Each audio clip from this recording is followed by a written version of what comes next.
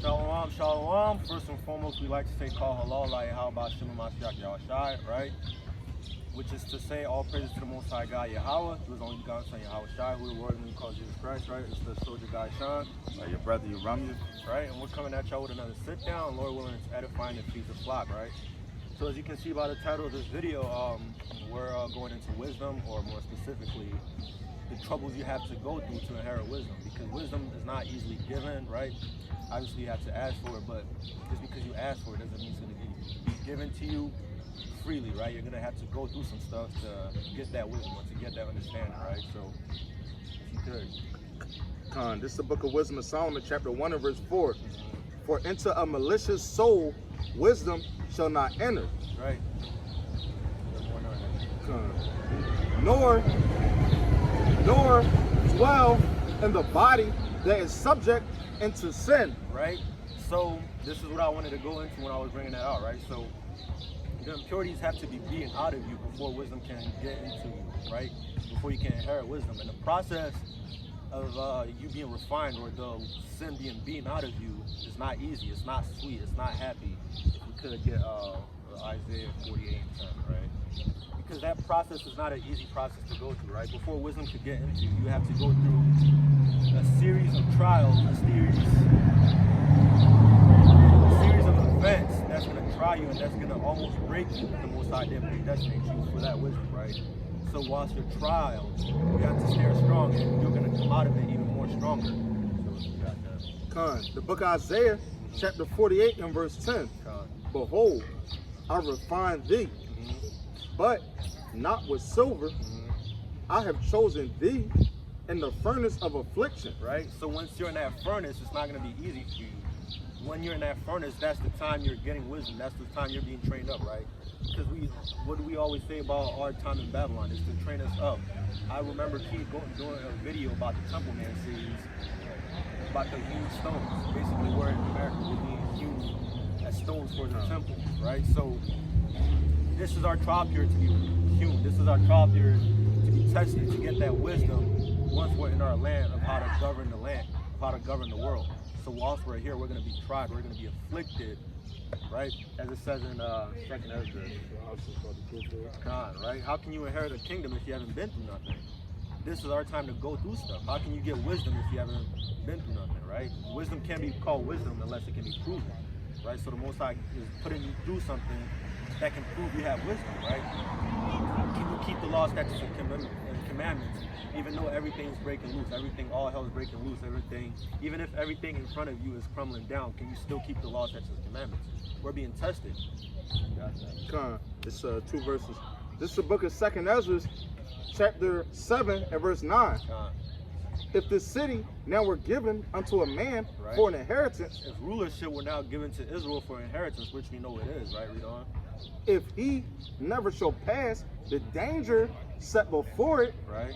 How shall he receive this inheritance? Right, and it says dangers. It doesn't say, oh, slight affliction, oh, you're just going to go through something light. It says dangers. It's going to be dangerous for you, right? If you can't pass through the dangerous things set before you, you can't pass through the trials set before you, how are you going to inherit the kingdom, right? If you can't keep your wits about you while going through everything that will make a normal man break, how are you going to inherit the kingdom, right? Because Israel, we're not like everybody else. We're set apart. So things are going to be even harder for us to be proven as set apart, right? You could go back to that Wisdom of Solomon 1 and 4. Okay, I'm going to just read this last verse of finishing off to that point. And I said, it is so, Yahweh.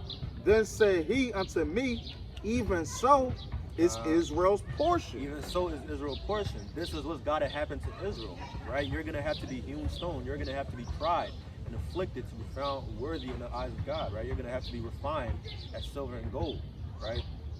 And that's how you get that wisdom. That's how, when you're in that furnace, this is how you're getting that wisdom. You're seeing how the white man's running the world, and you're seeing how badly it's going for them, right? How you're suffering from it, how you, as the subjects, as the slaves, are suffering from it, right? You're seeing how rulership is supposed to be versus what it's not. So you're learning while you're being afflicted, right? You got that. Isaiah. Wisdom of Solomon. The book of Wisdom of Solomon, chapter 1. Okay. The book of Wisdom of Solomon, chapter 1 and verse 4. For into a malicious soul, wisdom shall not enter. Right? Wisdom is not going to enter into you, right? Once you still have the impurities. That's why I made the analogy of silver and gold, right? Because silver and gold, once they're in their furnace, the impurities are being beaten out of them. They're being made pure, right? Once you're in that furnace. So this is the furnace for us. This is the metaphorical furnace for us. The impurities, the sins are being beaten out of us, so wisdom can enter into it, right? If you read on more, it'll tell you that literally. Neither dwell in the body that is subject unto sin. Right? It's not going to dwell into a body that is subject unto sin. Wisdom is not going to enter into you if you have those impurities, if you have those sins. Wisdom is not going to enter into you, right? And the process of those impurities being beaten out of you is painful, like I said again. You're literally giving up all that you've learned in the world for something new. You're building new habits. It's not easy to build new habits when the world around you is telling you, oh, you're supposed to be wicked. Oh, you're supposed to be doing this. You're supposed to hate your brother. You're supposed to be killing each other. Oh yeah, once you sleep with your brother, everybody praises you for that. It's not easy to unlearn every single one of those things when the world is literally telling you to keep doing those things, right? So the impurities have to be beaten out of you, and it's not an easy process. You're going to be tried, right? Scripture says a righteous man falleth 7 times. If it was easy, there would be no need for you to fall, right? Those impurities are going to need to be beaten out of you, right? Keep going that far. Wisdom of Solomon, chapter 1 and verse 5. For the Holy Spirit of discipline will flee deceit. It'll flee deceit. It can't even come near you, right? If you have those impurities in you, right? If you have those sins in you, it'll flee deceit. But the process of those sins leaving you isn't easy. It's an arduous process, right? You'll have to fall 7 times, right? But you have to get back out after each one of those times, right? You've got to keep going. Matthew 7:7. First Peter 1 and 7. Right? It's not an easy process for you to forsake everything that you've learned. That's what I want brothers to understand. That's why I was making this video. Just because you're failing or just because you've fallen once doesn't mean you should stay falling. It means you're on the right track, right? It means you're being chastised. It means those impurities are being beaten out of you. It's not an easy process. If you feel like breaking down, good. That's what you're supposed to feel like. If you're in this truth and you're not experiencing things like that, you're not in the truth. Because the truth is a process to make you better. If you're not being better while you're in this walk, why are you even in this walk, man? To be honest, you're supposed to be getting better. And that's not an easy process, right? You're being refined. Being refined is not an easy process. And it's such a perfect analogy to compare with gold and silver because it's being hammered out. The impurities are being beaten out of it literally, and that's not an easy process for the gold and silver, I can promise, right? So the Most High is literally beating the impurities out of you. He's whooping the sin out of you. It's not an easy process. It's supposed to be painful. So you got that. The book of 1 Peter chapter 1 and verse 7.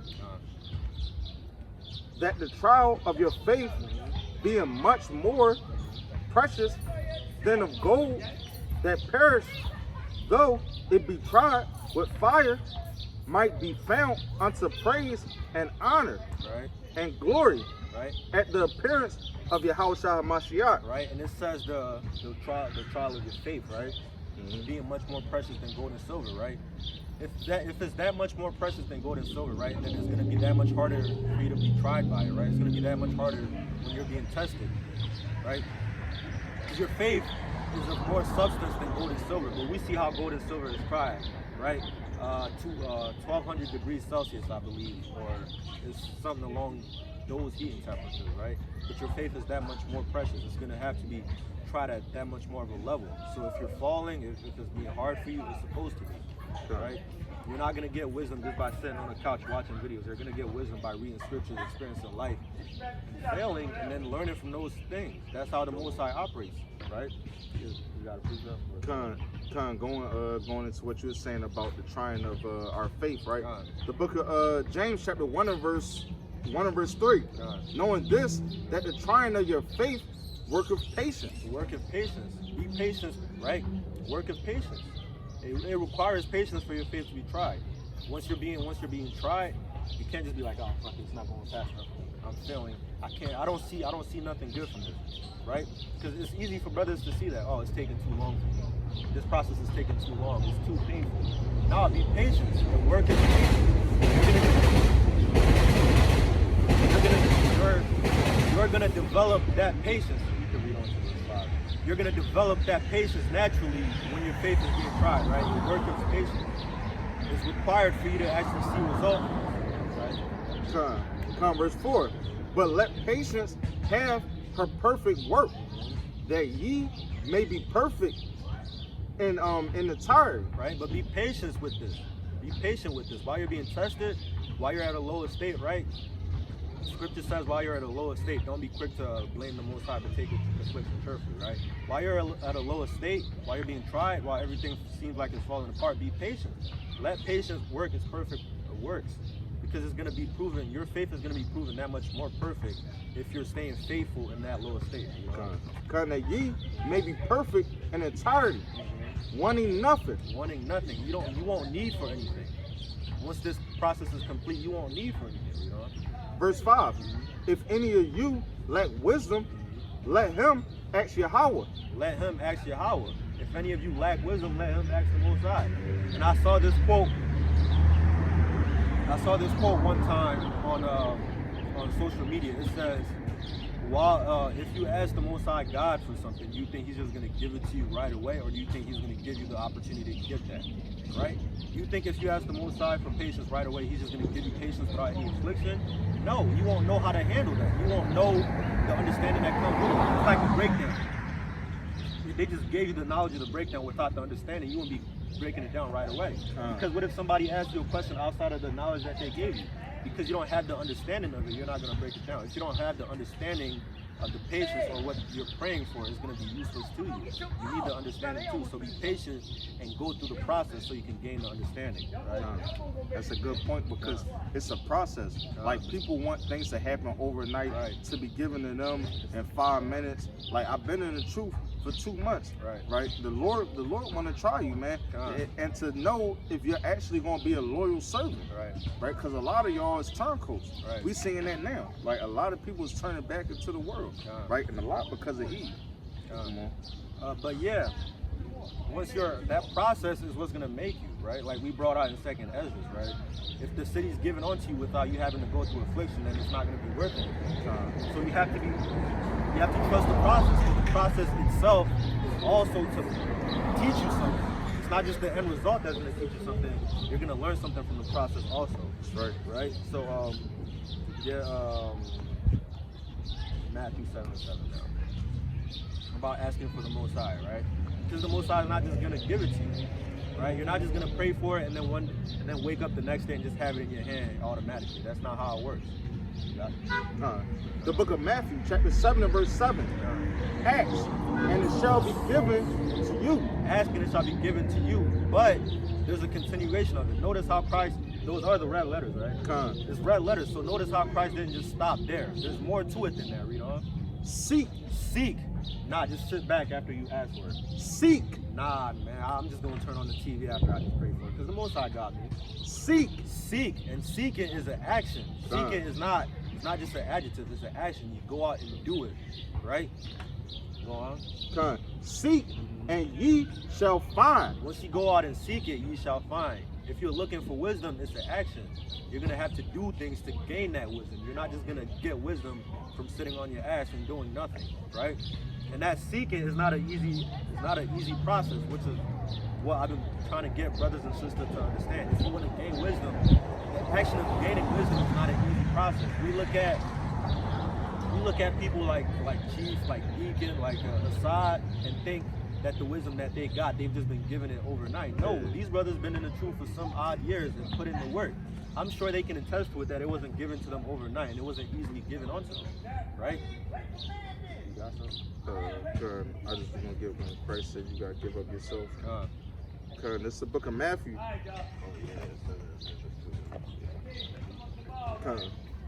The book of Matthew, chapter 16 and verse 24.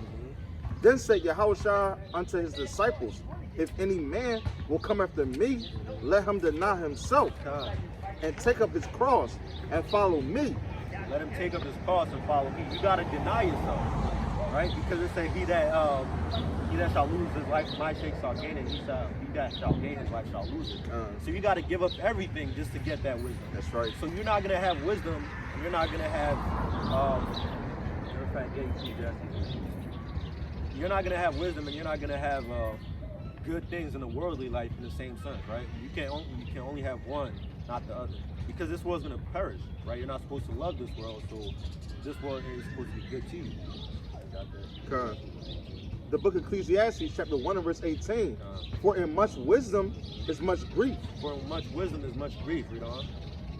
And he that increaseth knowledge increaseth sorrow. Right? So you're not just gonna get wisdom without having to trade anything in return. The Most High is balanced. So if you had both, it wouldn't be balanced. And it's like two sides of the coin. You can't have one without the other. You can't have wisdom and not grief. If you're gonna sit here and tell me you have wisdom without grief, I'm gonna look at you funny, because that's not how it's supposed to be. You could get 2nd Ezra 13 and 54, right? Just piggybacking off of what the brother brought out about denying everything in the world, right? Because Ezra quoted it too. 54. The book of 2nd Ezra, chapter 13 and verse 54. For thou hast forsaken thy own way. Right? For you to get wisdom, you have to forsake your own way. Oh, you feel like going to the club on a Saturday? No, you got to go to camp. Right? You got to go feed the flock. That's you forsaking your own way. And the Most High sees all of that. If you're like, I don't feel like going there today. I'm gonna just rock out at the club. I'm gonna just take it easy today. The Most High sees that. Right? You're supposed to forsake your own way for the Most High. And that's not easy to do if you're not disciplined. Right? If you haven't committed yourself onto it fully, it's not easy to do, right? You know? For thou hast forsaken thy own way and applied thy diligence unto my law. It says diligence, right? When we go into that word for diligence, it means to be repetitive, to do it over and over again, right? To be diligent in that matter, right? You're supposed to be diligent in the matter of the Most High and His laws, right? So you're supposed to forsake your own way and be diligent to that. That's how you get. Correct. Just a little bit more. And applied diligence unto my law and sought it out. And sought it out, right? Which is seeking again, right? You got more on that. The next verse. Verse 55. Thy life hast thou ordered in wisdom. In wisdom. Because you did those things, you ordered your life in wisdom. Because you forsook your own way. Because you applied diligence to my laws, right? Because you didn't want to do what your heart told you, right? Which is, we know in Jeremiah 17 and 9, is wicked. Because you forsook all that and you did my way, you ordered your life in wisdom, you know? And hast called understanding thy mother. Right? What do you do with your mother? You listen to it, right? Right. You listen to understanding. You listen to your mother. It's supposed to say. I think he was saying that Solomon. I think it's more on that too, about how because he did all those things, and it's like verse 56. Yeah. The book of 2nd Ezra, chapter 13 and verse 56. And therefore have I showed thee the treasures of the highest. Right? Because you did those things, the Most High is going to show you the treasures of the highest. Right? It's not going to go. It's not going to go unnoticed. It's not going to go unrewarded. Right? So that's the point of this lesson, right? Because you do those things, it's not going to go in vain, right? Just because it's hard for you to get wisdom, it's supposed to be harder for you to get wisdom. But it's not going to go unnoticed if you follow through with it, right? Like working out. When you first start out doing push-ups, it's hard for you. I know it was hard for me. I couldn't even do 10 push-ups without it being hard for me. The more you consistently, because I was diligent in it, I didn't wake up and say, nah, I'm just going to do pancakes and not do it. Because I forsook my own way, and I applied diligence to it, and I kept doing the push-ups. Nowadays, I can bust out a good 45 without getting tired, right? It's not going to go unnoticed. You're going to see results if you stick with it, right? You know? And I have showed thee the treasures of the highest. After another 3 days, But yeah, it's not going to go unnoticed, right? It's going to be hard for you, but it's not going to go unnoticed. I think it was one where he said, I listened to my mother. Hey, it was Solomon said it. Oh yeah, he said it. I said, yeah. Hey, yeah. I think it was Proverbs. Nah, but yeah, you have to be like that. You have to forsake everything. And the process of forsaking everything isn't hard. It's gonna be tough. The devil is gonna throw monkey wrenches in that plan, right? He's gonna make it hard for you. Because if it was easy, everybody'd be doing it. There wouldn't be just 1/3 of us, right? If it was easy, there wouldn't be a need for 1/3. There would just be all of Israel being saved right off the bat if it was that easy, right? I got this stuff. Con. This is the book of Proverbs, chapter 7 and verse 4. Say unto wisdom, thou art my sister, and call understanding thy kindest woman. Right. Verse 5, that they may keep thee from the strange woman, Right. and from strangers, with flattering, with flattering with words. Yeah. Call understanding basically your kinfolk, right? Call understanding your brethren. Listen, hearken to their counsel, basically. Don't forsake them, because you know how like you get a girlfriend, right? And then your bros look at her like, I don't know about her, bro. They're the ones that's gonna save you from heartache. Because eventually down the line, when she breaks your heart by cheating on you, your bros would be like, I told you so, but you didn't listen to me. Wisdom would have been like, I told you so, but you didn't listen to me. Eventually, when you gotta taste that missile, and then you're gonna sit there, wisdom of the Bible is gonna be like, I told you, you should have kept the law, statutes, and commandments. Now you gotta eat a missile, right? You gotta forsake what you want to do and hearken to their counsel. It's not easy, but that's what you gotta do. Thus saith the Lord. We're not here to talk about your feelings, what you feel like doing, what I feel like doing. We're here to read out what the scripture says and live by them. That's it.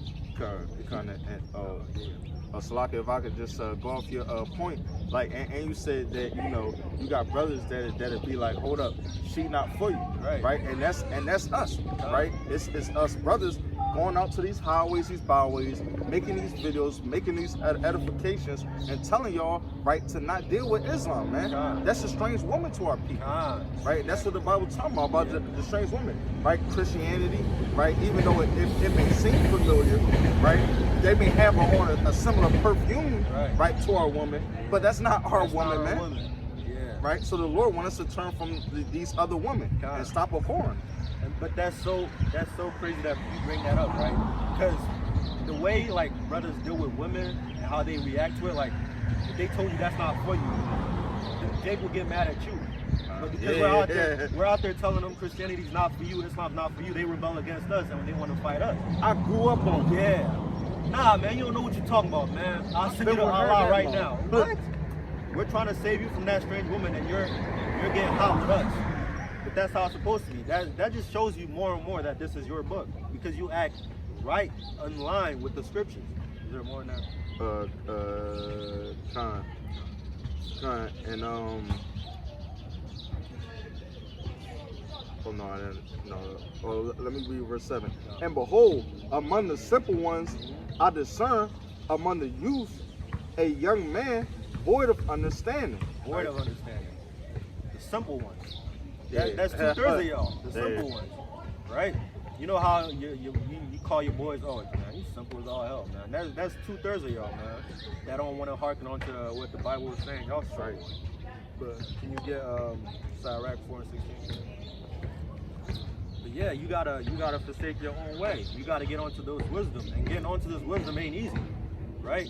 You gotta detox from all the bullshit you done learned in Babylon. And getting that detox ain't easy, as you can attest, right, bro? That detox, it ain't easy for you to detox. You get cravings, you get certain cravings out of nowhere.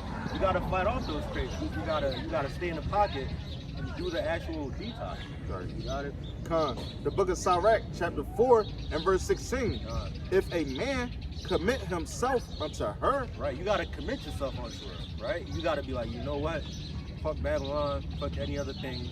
I'm solely focused on the scriptures. I'm solely focused on doing the Most High's work. Right. You gotta commit yourself onto the wisdom, right? You know? He shall inherit her. You shall inherit her, because the Most High sees it. He sees your sincerity. He sees your earnest. All right, he's sincere.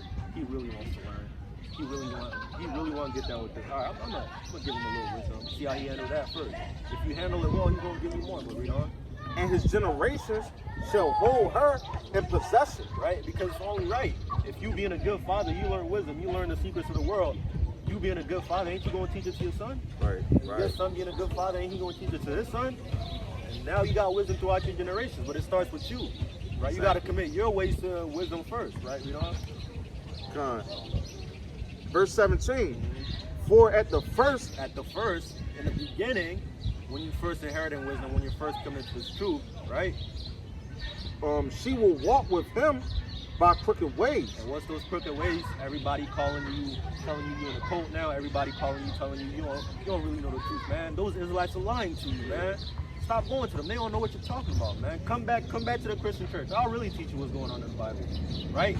And then you might be quite seduced if you ain't really grounded, man. Right?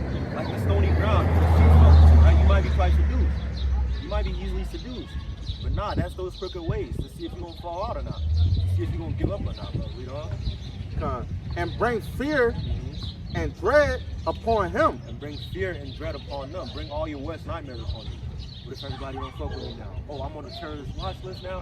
What if they break into my house? Right? Bring all those thoughts upon you, right? But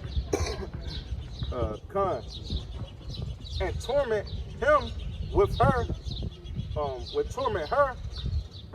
torment him with her discipline. And this, yeah, he's gonna torment you, you know, until she may trust his soul. Right? So she may trust you. She's gonna torment you. She's gonna walk you through all those crooked paths. And then when she see, oh yeah, this guy's still hanging on. He ain't give up yet. He must really want to learn. All right, I'm gonna show him a little bit of love. Wisdom is gonna do that with you when you first get into the truth. I know it did that with me, right? Everybody was telling me I wasn't knowing what I'm talking about. Oh, you're dropping out of college. You don't got no future now, bro. Oh, you must not want to be nothing in life. Nah, this is the way I'm actually gonna be something in life. That's right. Right. I done abandoned all those other ways. I can't go back now. Right? But read on. Until she may trust his soul. Right. And try him by her laws. Try him by her laws. What are her laws? The laws, statutes, and commandments. Right? When she start trying it, you really gonna keep it? You really gonna stop eating pork? Oh, really? What if I put bacon in front of you? You really gonna stop eating pork? Oh, I know you want that BLT, bro. Just go on right ahead and eat it. She's gonna try your soul. She's gonna do that to you. And once you push that pork off to the side and say, nah, I'm not eating pork no more. That's contrary to the law. Wisdom gonna be like, okay, I see you really about something now. Right? Read on. Verse 18. Then will she return the straight way unto him. Right? She's gonna return the right path onto you now. You gonna see what you have to do. You're gonna truly understand Ecclesiastes 12 and 13 then. About all your duties, the duties of man, you're gonna truly understand that then. Right? After you done walk through the crooked path, you gonna see what you really have to do now. You know? And comfort him. And comfort him. Right? After she done did all those grimy stuff to you and she found out you still sticking around, she gonna comfort you now. She gonna really give you her heart because she know you're not about to leave easily. Right? She know you with her to the end. That's right. You know? And show him her secrets. Show him her secrets. She's gonna finally give you understanding now. Right? When she know that you can stick around, she's gonna finally give you understanding. She's gonna finally give you true vision, right? Of what it is that America or what it is the world is truly for real, right? She's gonna finally give you the understanding, you know? Verse 19. But if he go wrong, right? She will forsake him. She will forsake him, right? And that goes for some of y'all that got comfortable in the truth now because, oh yeah, I done been through affliction. Yeah, it's easy now. Nah, if you take a break, right? If you take your hand off the plow even for a second, she will forsake you, right? Just like the Most High don't need you, right? Wisdom don't need you either. You need wisdom. You can't live without wisdom. It don't work the other way around, right? So it's the plow. The book of Luke, chapter 9, verse 62. Right. And Yahweh shall said unto him, no man having put his hand to the plow. Right. You haven't committed yourself to wisdom now, right? Read on. And looking back, like Lot's wife, looking back, read on. Is fit for the kingdom of Yahweh. You're not going to inherit a damn thing, man. Right? If you say I'm going to do the work of the Most High, but you're like, nah, Babylon's looking mighty interesting right now, and go back to it, you're not going to inherit wisdom, man. You ain't going to get nothing, right? So weird. Where am I going? I'm sorry, verse 19. The book of Sirach, chapter 4, verse 19. But if he go wrong, she will forsake him. If you go wrong, she will forsake you. She will drop you like a bad habit, man. It ain't nothing but a word. So you can't take your hand off the plow, man. Once you committed, be committed. Be 100% committed. No matter how hard it gets, no matter how much you feel like quitting, be committed, man. Just like how you want that summer body, you do anything for that summer body, do anything for wisdom. Right. You know? And give him over to his own ruin. And give him over to his own ruin. Not only is she's not even gonna let you just be. She's gonna give you to your own ruin, right? Like a vengeful woman, right? You don't just leave a vengeful woman. She gonna do everything she can. Yeah, she gonna do everything she can to get you back, right? You know? Verse 20. Observe the opportunity and beware of evil. That's And- it, man. You could get fired, right? But that was the point, man. Don't commit yourself onto wisdom. Don't commit yourself onto wisdom and then go back now and say, nah, man, I don't feel like it no more. Because the end thereof is going to be worse than that which is in them, right? Like that guy that was possessed by a demon. The demon left him, brought back 7 friends. Nah, it's going to be worse for you, man. Once you have wisdom and you give that up, nah, man, it's going to be bad for you. You got that? The book of Sirach, chapter 6 and verse 19. Come unto her. Come unto her, her being wisdom, right? You can't ever talk about wisdom enough, man. Come unto her and do what? As one that ploweth and soweth, As one that ploweth and soweth, right? You know? and wait for her good fruits. Right? Like, a farmer will tell you to be patient, right? Because there's seasons where you reap and there's seasons where you farm, right? There's seasons where it's going to be good for you, but it's going to be seasons where it's going to be bad for you, right? You're going to have to endure both seasons. When you don't got nothing left, when you don't got nothing to eat, what's going on? You don't have nothing to eat, right? When it's that, when you plowing and you don't have nothing to eat, you're going to have to be patient, right? When you're not seeing no results right now, you're going to have to be patient. You're going to have to keep with it. Be as one that ploweth, right? You know? For thou shalt not till much and laboring about her, but thou shalt eat of her fruits right soon. Right? So you don't have to, if you're 100% committed in wisdom, man, you really don't have to wait much to see some fruit, man, to see some result, right? Because once you first come into the truth and you're 100% committed to keeping the law, statutes, and commandments, a month or two in, people, not even you have to tell yourself that. People are going to tell you that you look different, that you act different, right? Because you don't have to do that much to see results when you're actually committed to wisdom. But you're going to have to give everything up for wisdom, right? You can't have anything over the Most High, right? Once you start committing yourself to the Most High, you can't have anything over. You can't have the world, your parents, right? Is there more now? It's, verse 20. She is very unpleasant to the unlearned. She is very unpleasant to the unlearned. You simple ass jakes out there. I know you hate us when we're out here teaching the word, man. We just can't stand looking at us. You put your earphones in and walk by fast, and we see you. You don't think we see you? We know what it is, because the Bible told us what it is. She is very unpleasant to the unlearned. You don't like wisdom. Right. You don't want to have your house in order. You rather be like that demon, right? You rather be messy as all hell, you know? He that is without understanding will not remain with her. Right? You won't remain with wisdom. You don't want to get down with this Bible, right? Because you are without understanding. You don't know what's good for you. You don't know the light when you see it, so you rather stay in darkness, right? You know? Verse 21. She will lie upon him as a mighty stone of travail, and he will cast her from him to belong. Right? Because you unlearn people, you unlearn jakes out there, you can't take pressure because it says she'll be upon you as a rock, right? Right? You can't take pressure. You can't take when that pressure is applied to you. So you said, nah. You can't take when somebody expects better from you. You're like, nah, man. Wisdom expects too much from me. I gotta do this, I gotta do that, I gotta do that. No way, man. You just cast her off the side. I can't keep that. I can't do that. That's you unlearn jakes out there. You don't really know that pressure is to make you into a diamond. Right? Is there more now? Verse 22. For wisdom is according to her name, and she is not manifest unto many. Right? Because you unlearn can't stand her because you don't want to show herself onto you. It's like that pretty chick that don't want to talk to you. You're like, man, whatever. You ugly anyway. That's you unlearn niggas out there, man. Because wisdom don't want to talk to you, you don't like her. That's cool. You gonna eat a missile anyway, man. Is there more than that? Drop down to verse 27.